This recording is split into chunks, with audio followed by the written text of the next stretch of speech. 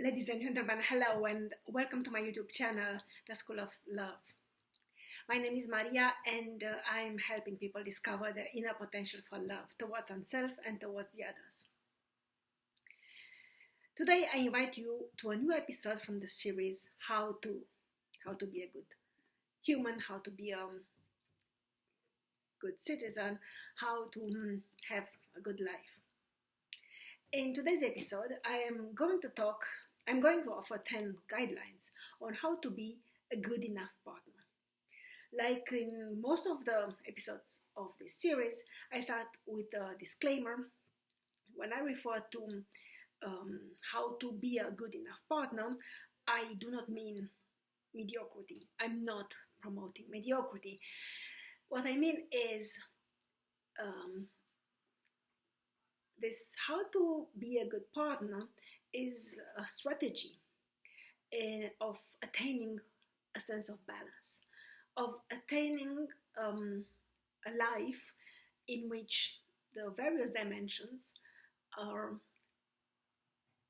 balanced with each other, and from there one can start to thrive towards becoming an extraordinary person.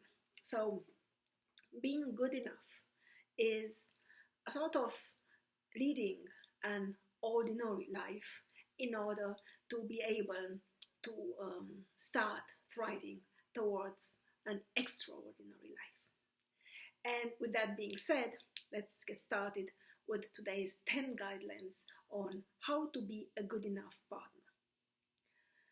So number one is like almost always, listen zealously. We all like to be heard, to be listened to be offered the opportunity to share ourselves, sometimes even to overshare ourselves.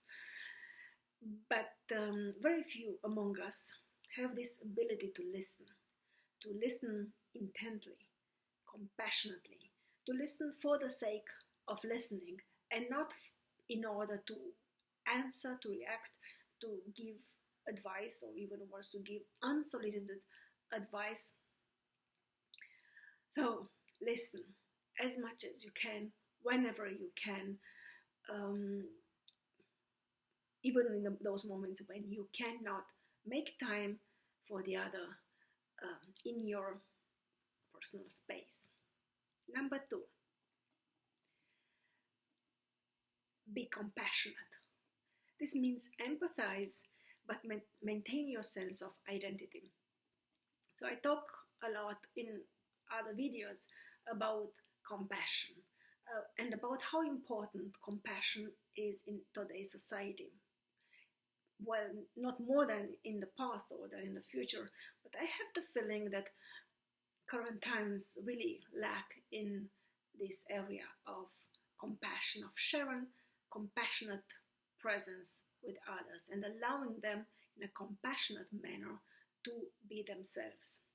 However, the difference between pure empathy and compassion is that compassion is a combination of empathy, honest, open empathy, and your own sense of identity, meaning your integrity. So you do not lose yourself in the emotions of the other or of the others. Connected to that comes number three, have clear boundaries. Express them clearly and be consistent. If they are crossed, be kind in reminding your partner of them.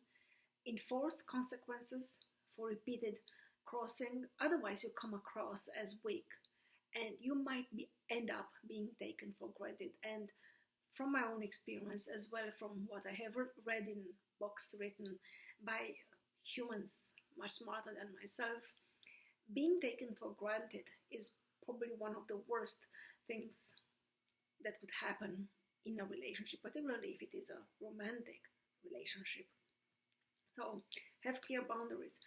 I have another video on how to set up boundaries, particularly with those close to you, like family, friends.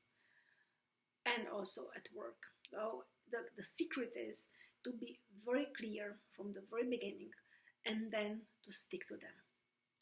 So, and to be consistent. Otherwise, as I said, people will find fissures. People will find little holes and will try to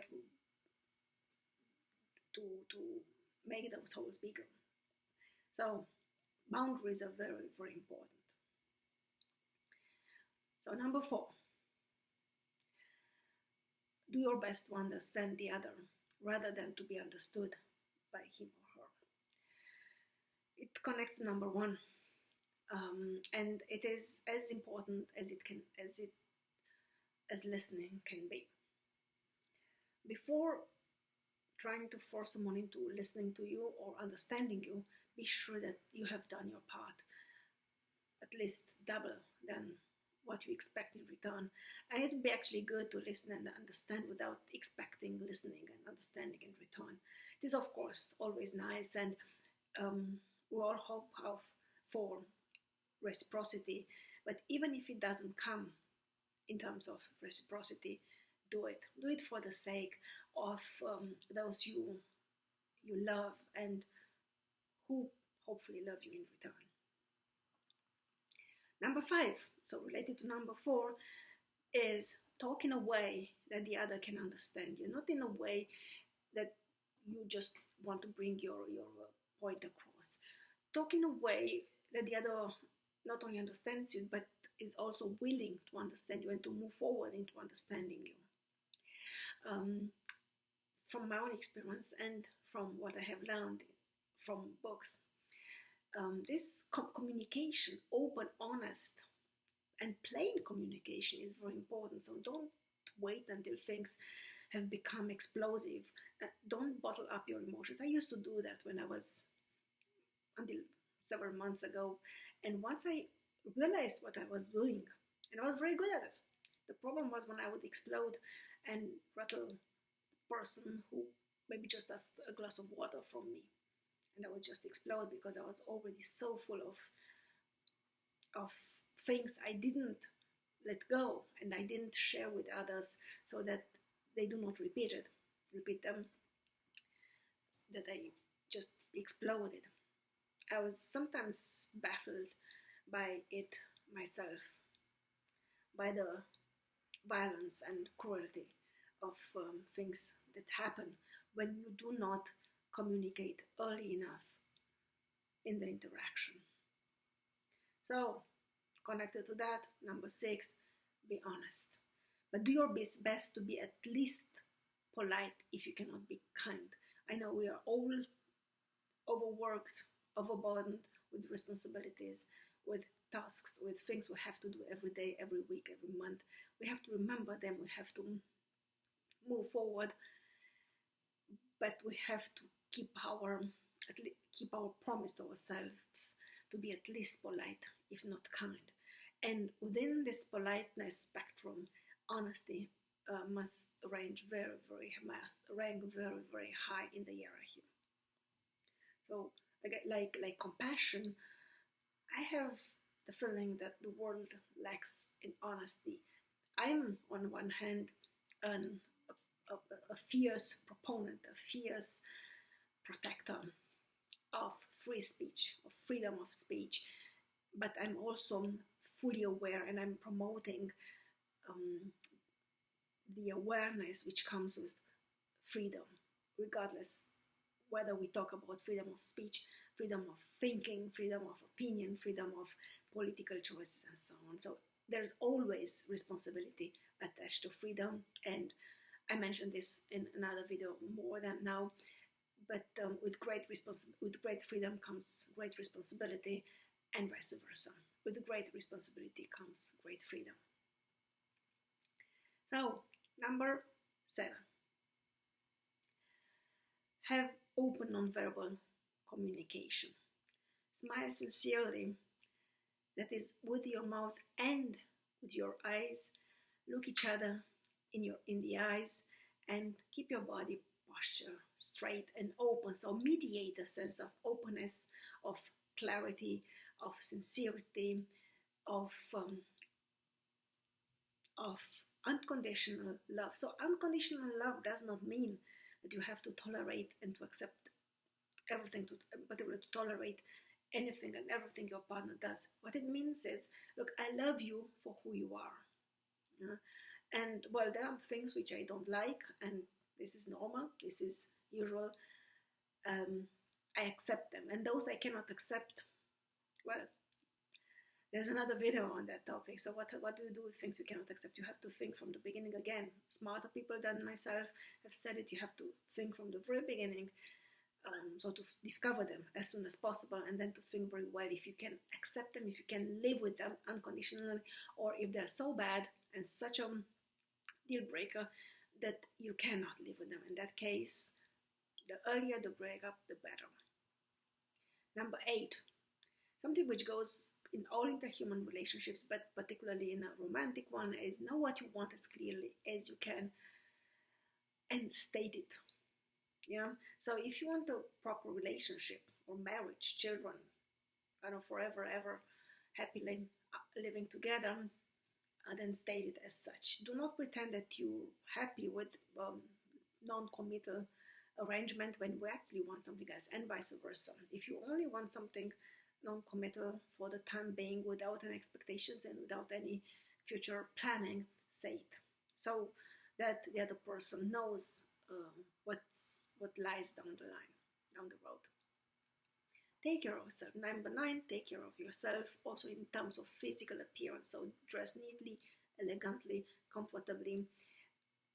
Listen to what he tells you that he would like, or what she tells you that she would like, and see how much you can adjust. I'm a fierce proponent of doing our best so that relationships can thrive.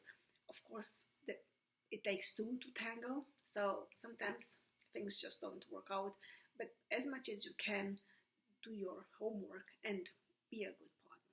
And last but not least, related to number 9, take care of yourself beyond the physical appearance. Take care of yourself emotionally, mentally, and most importantly, have a life outside of the relationship. Why is this important?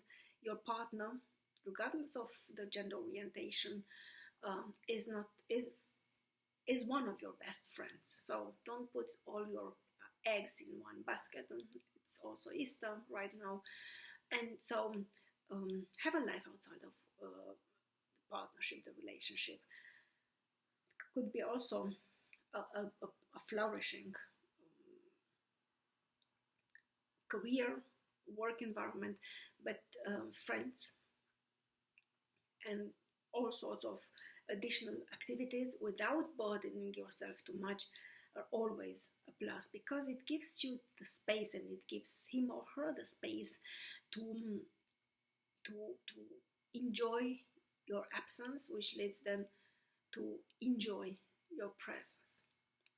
So thank you for joining me today, and I'm looking forward to welcoming you again very soon. Love and peace to you all.